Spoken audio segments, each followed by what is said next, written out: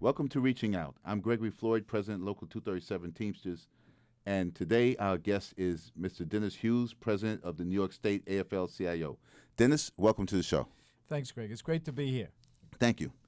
These are some challenging times for labor that we're facing, but before we get into our conversation, I want you to give our audience just a little brief background about yourself. Well, I'm an electrician by trade. I've been a member of the labor movement for, I guess, about 44 years, 42 as part of the Electricians Union. I came to work at the AFL-CIO in 1985 as political director. Worked in the field as an electrician for about 17 years. From there, I became the executive assistant to the president, and then ran for the office myself of president in 1998, and I've been president ever since. That's like 12 years now, and I grew up on Staten Island, New York. I've had just a great run here, and I'm just very privileged to do the work that I do. Now, you also have another interesting post. You're also the chairman of the Federal Reserve Bank for New York, and there are 12 Federal Reserve Banks in the United States.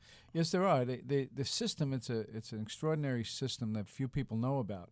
As far as New York goes, New York was at the center of this bailout thing, this understanding the crisis that we had, and I learned a lot.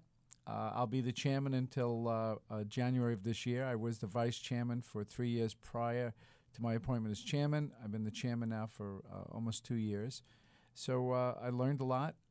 We were able to represent the labor movement, a lot of thinking process there. We were able to give the point of view of working men and women in places that it was not heard before, Greg. Yes. So I'm a very fortunate guy, and I've had a lot of great experiences in these 44 years. There's a lot of talk about public employees and public pensions and doing away with pensions for public employees because they're too costly.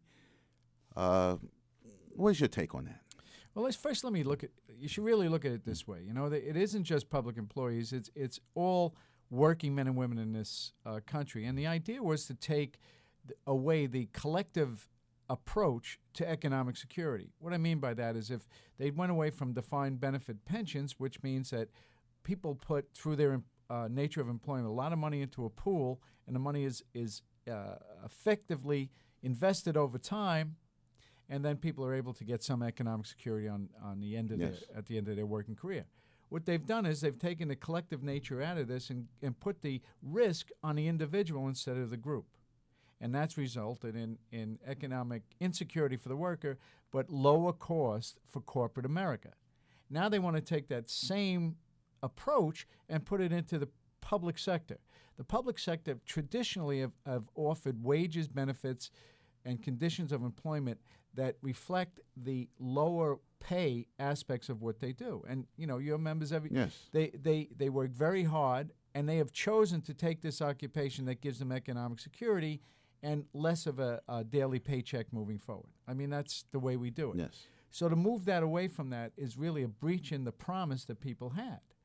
And the last thing I want to say is that the reason why there's this flex against these pensions is because of the downturn in the economy, the excessive risk that was taken by corporate America, which led to the insecurity of the financial markets, which led to the insecurity of the pension system, though less so here in New York, which led to this pressure downward. So let me just end by saying we'll get through this, but no one that has a defined benefit pension, whether you're a public employee or a private sector employee, should give up anything as a result of this downturn. We'll work with them.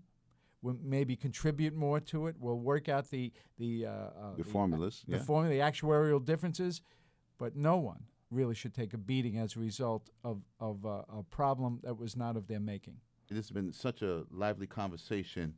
We hope to have you back. I'm Gregory Floyd. This was Reaching Out.